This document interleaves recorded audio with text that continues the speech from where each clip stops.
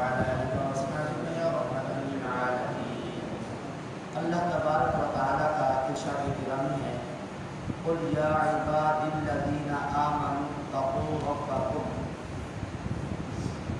اے محبوب آپ فرما دیں، اے میرے مومن بندو تم اپنے رب سے ڈرو۔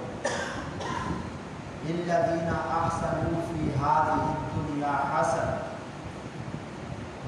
نیکی کرنے والے لوگوں کے لیے اس دنیاوی زندگی میں نیکی ہے، بھلائی ہے۔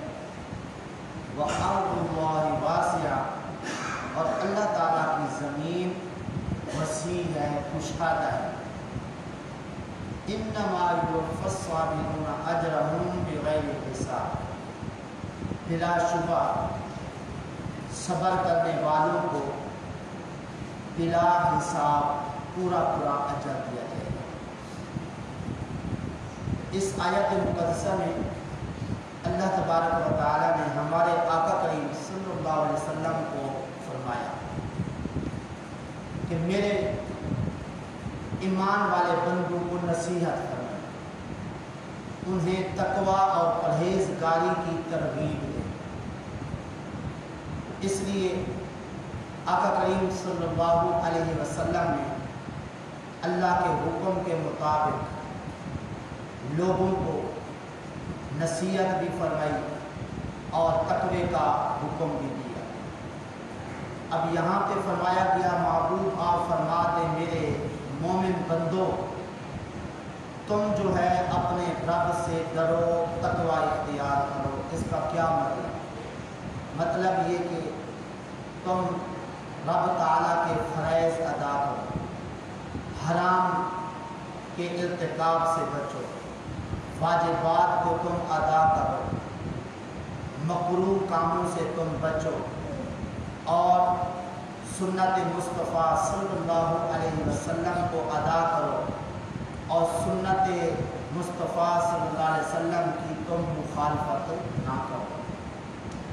اس لیے ان تمام باتوں کو ہمیں بھی اپنانا ہوگا۔ کوئی فرض نہ چھوڑے، کوئی واجب نہ چھوڑے، کوئی سنت نہ چھوڑے، اسی طرح کوئی حرام کام نہ کرے، مکروہ کام نہ کرے، آقا کریم صلی اللہ علیہ وسلم کی سنت کے خلاف کوئی عمل نہ کرے۔ اور اس کا ایک مطلب تقوی کا حضرت ابراہیم بن ادھم نے یہ بیان فرمایا ہے۔ کون حضرت ابراہیم بن ادھم؟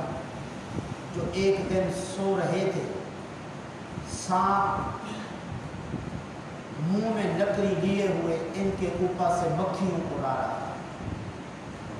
ایک شخص جا کے دیکھ کے حیران ہوتا ہے، یہ سانپ جو انسان کا دشمن مکھیاں اڑا رہا ہے، اللہ نے اس سانپ کو بولنے کی طاقت دی۔ وہ سانپ کہنے لگا، اے اللہ کے بندے تو کیوں پریشان حیران ہو رہا ہے؟ کہا کیوں نہ حیران ہوں، تو ہے تو انسان کا دشمن، لیکن ادھر بیٹھا مکھیوں کو اڑا رہا ہے۔ وہ سانپ کہنے لگا، ہم دشمن ان لوگوں کے ہوا کرتے ہیں جو خدا کے نافرمان ہوتے ہیں، جو خدا کے فرما بردار ہوتے ہیں، ہم ان کے خادم اور تابع دار ہوتے ہیں۔ حضرت ابراہیم بن ادھم جن کے اوپر سے میں مکھیوں کو اڑا رہا ہوں، یہ اللہ تعالیٰ کے فرما بردار بندے ہیں، اس لیے میں ان کی خدمت میں لگا ہوا ہوں۔ تو وہ حضرت ابراہیم بن ادھم فرماتے ہیں اللہ تعالیٰ سے ڈرنے کا مطلب یہ ہے کہ دل کے اندر اللہ تعالیٰ کوئی عیب نہ دیکھے، یعنی تیرے دل کے اندر کوئی کھوٹ نہ ہو، کینہ بغض نہ ہو، کسی مسلمان کے خلاف نفرت نہ ہو۔ اور فرمایا کہ تیرے نامہ اعمال کے اندر فرشتے عیب نہ دیکھیں۔ کیا مطلب؟ تیرے نامہ اعمال کے اندر کوئی گناہ نہ لکھا جائے۔ اس لیے حضرت انس رضی اللہ تعالیٰ عنہ فرماتے ہیں مومن کے لیے وہ دن عید کا ہے کہ جس کے اندر اس کے نامہ اعمال میں گناہ نہ لکھا उस दिन को ईद समझते हैं जो खाने पीने का हो, कपड़े पहनने का हो। लेकिन हज़रत अनस रज़ियल्लाहु ताला अन्हु साहब रसूल क्या फरमाते हैं, जिस दिन के अंदर नामे अमाल में गुनाह ना लिखा जाए वो ईद का दिन है।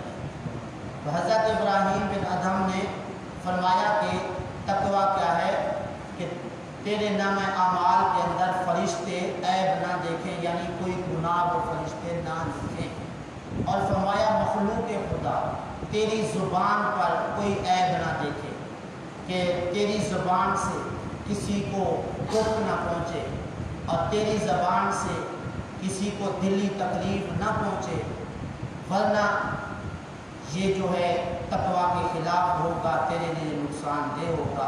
तो बहरहाल हमने कोशिश करनी है अल्लाह ताला के इस फरमान आका करीम सल्लल्लाहु अलैहि वसल्लम की नसीहत के मुताबिक कि ना ज़बान से किसी को दुख पहुँचाएँ, ना दिल के अंदर खोट वगैरह रखें और ना नाम आमाल के अंदर हमारे गुनाह लिखे जाए। आप कहेंगे ये मुमकिन है? हाँ मुमकिन है।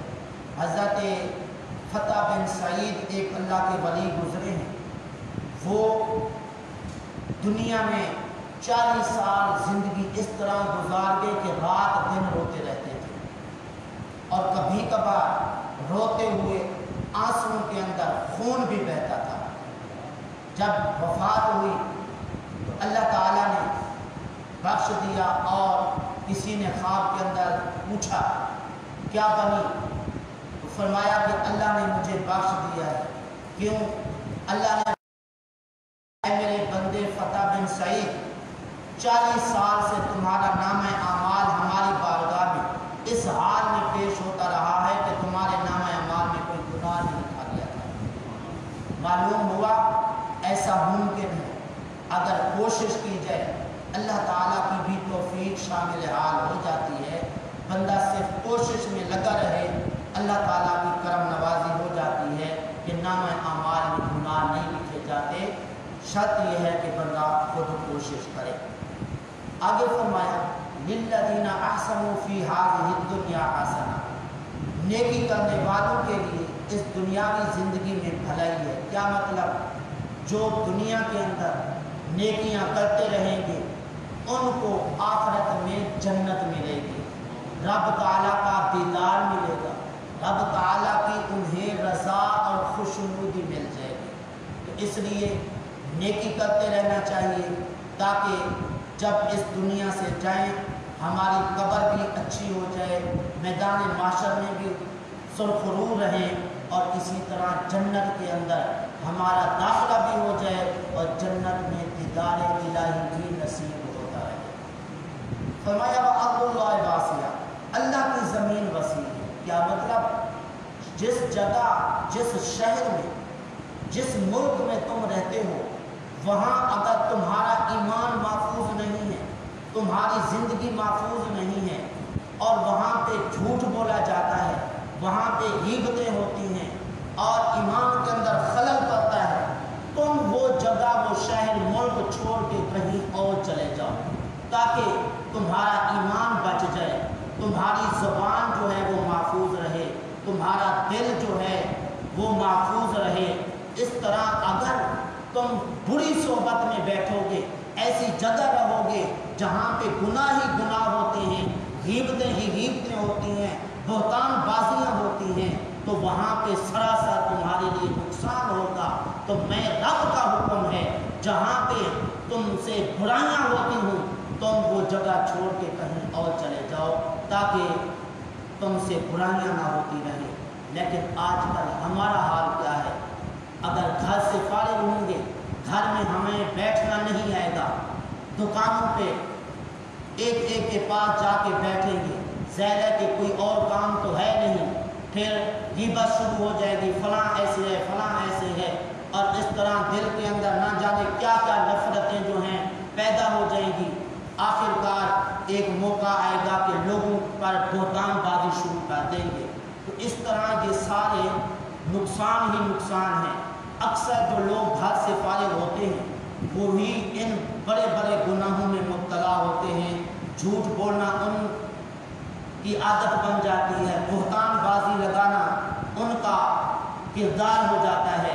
تو اس لیے اگر کوئی کام نہیں ہے اور فارغ ہے، گھر میں بیٹھے، اللہ کی مسجد میں بیٹھے، ذکر و اذکار شروع کر دیں، قرآن پاک کی تلاوت شروع کر دیں، بجائے اس کے کہ کسی بری صحبت میں جا کے بیٹھیں، اس طرح اپنے نامہ اعمال کو بھی گناہوں سے پر کرتے رہیں اور اس طرح نیکیوں سے معروم رہیں، دنیا و آخرت میں ذلیل و رسوا ہوں۔ اس سے اچھا یہ ہے کہ گھر میں رہیں۔ اس لیے آقا کریم صلی اللہ علیہ وسلم نے فرمایا تم گھر کو غنیمت سمجھو، گھر کو غنیمت سمجھو، کوئی کام نہیں ہے، گھر میں رہو، بجائے اس کے کہ تم جو ہے وہ بازار میں یا دکانوں پہ پھرتے رہو۔ بازار جو ہے زمین کا بدترین ٹکڑا ہے، لیکن اللہ کی مسجد زمین کا بہترین ٹکڑا ہے۔ لیکن دیکھیے ہمارا حال کہ بازار میں رہیں تو وہاں پہ ہمیں وقت کی قدر محسوس نہیں ہوتی، چاہے سارا دن وہاں پہ رہیں کوئی مسئلہ نہیں ہے۔ مسجد میں آ جائیں، مسجد میں تو دل نہیں لگتا ہے، بلکہ اگر 1 منٹ نماز جماعت لیٹ ہو جائے فوری طور پہ سب کا ہاتھ جو ہے وہ سر پہ ہوتا ہے، یہ جی 1 منٹ لیٹ ہو گیا، مولوی صاحب لیٹ ہو گئے، یہ کیا ہو گیا، وہ ہو گیا جناب۔ حالانکہ مسجد اللہ کا گھر جو بہترین زمین کا ٹکڑا، آقا کریم صلی اللہ علیہ وسلم نے فرمایا مومن مسجد میں اس طرح ہے جس طرح مچھلی پانی کے اندر ہوتی ہے، جس طرح مچھلی کو پانی کے اندر سکون نصیب ہوتا ہے، باہر اس کو چین نہیں آتا، اسی طرح مومن کو مسجد کے اندر چین نصیب ہوتا ہے۔ تو اس طرح ہمارے اندر کیا کیفیت ہوتی ہے وہ ہم اچھی طرح جانتے ہیں۔ تو بہرحال اللہ نے فرمایا میری زمین وسیع ہے، جہاں پہ گناہوں کے اندر بندہ مبتلا ہو اس جگہ کو چھوڑ جائے۔ اسی طرح بڑے لوگ ہوتے ہیں ان کی صحبت اختیار نہ کرے، اس طرح خود بھی ذلیل و رسوا ہوگا اور اس طرح دوسروں کو بھی کرے گا۔ تو اس لیے فرمایا زمین جو ہے اللہ کی وسیع ہے۔ انما یوفی الصابرون اجرهم بغیر حساب، جو صبر کرنے والے لوگ ہیں، دکھ تکلیف مصیبت کے اندر ان کو مبتلا کیا ہوتا ہے، تو اگر ان مصیبتوں دکھوں پر صبر کرتے رہتے ہیں، اللہ فرماتا ہے بغیر حساب کے ان کو میں اجر و ثواب عطا فرماؤں گا۔ اور یہ جو ہمارے ہاں کوئی مصیبت کوئی دکھ تکلیف آ جاتی ہے تو ہم اپنے ہاتھ ملتے ہیں، نہ جانے کیا کیا زبان سے الفاظ بول جاتے ہیں، لیکن اگر جس دکھ تکلیف پر صبر کریں گے تو اس صبر کا اجر کیا ملے گا بغیر حساب کے۔ حضرت علی رضی اللہ تعالیٰ عنہ فرماتے ہیں اور نیکیوں کے کرنے والوں کو تو توڑ توڑ کے نیکیاں کا ثواب ملے گا، لیکن جو صبر کرنے والے ہیں ان کے لیے کوئی میزان نہیں لگے گا، ان کو بغیر تولے جو ہے وہ ثواب دیا جائے گا۔ سبحان اللہ۔ اور یہ بھی یاد رکھیے کہ سب سے زیادہ جو مصیبتیں اور دکھ جی تکلیفیں آئی ہیں وہ انبیاء علیہ السلام کو، اس لیے آقا کریم صلی اللہ علیہ وسلم سے پوچھا گیا سب سے زیادہ مصیبتیں کس پر آتی ہیں؟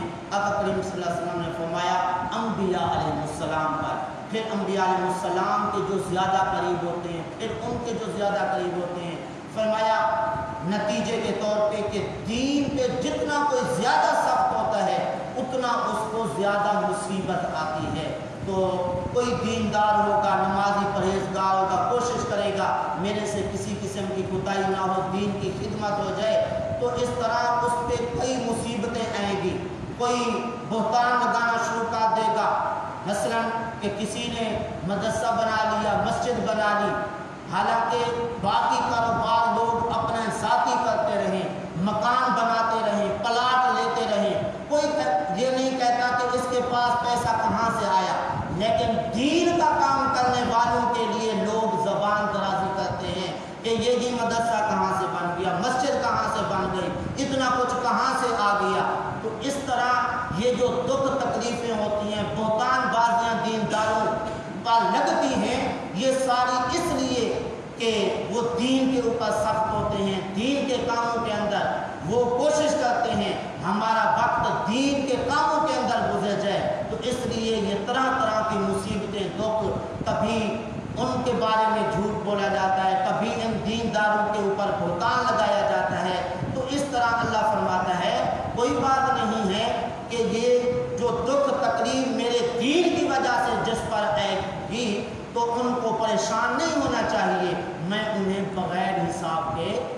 کیا دوں گا؟ ثواب دوں گا۔ اس لیے آقا کریم صلی اللہ علیہ وسلم نے فرمایا قیامت کے دن جو صابر لوگ ہیں ان کے لیے نہ میزان لگے گا، نہ ان کا نام اعمال کھولا جائے گا۔ بغیر نام اعمال کھولنے کے، ترازو لگنے کے، اللہ تعالیٰ بے حساب جو ہے وہ اجر و ثواب عطا فرمائے گا۔ اس لیے آج کے اس درس کو ذہن نشین فرما کے اور ان باتوں کو ذہن میں رکھتے ہوئے بقیہ زندگی گزارنے کی کوشش کی جائے۔ دعا ہے اللہ تعالیٰ کی بارگاہ میں جو کچھ کہا عمل کیا۔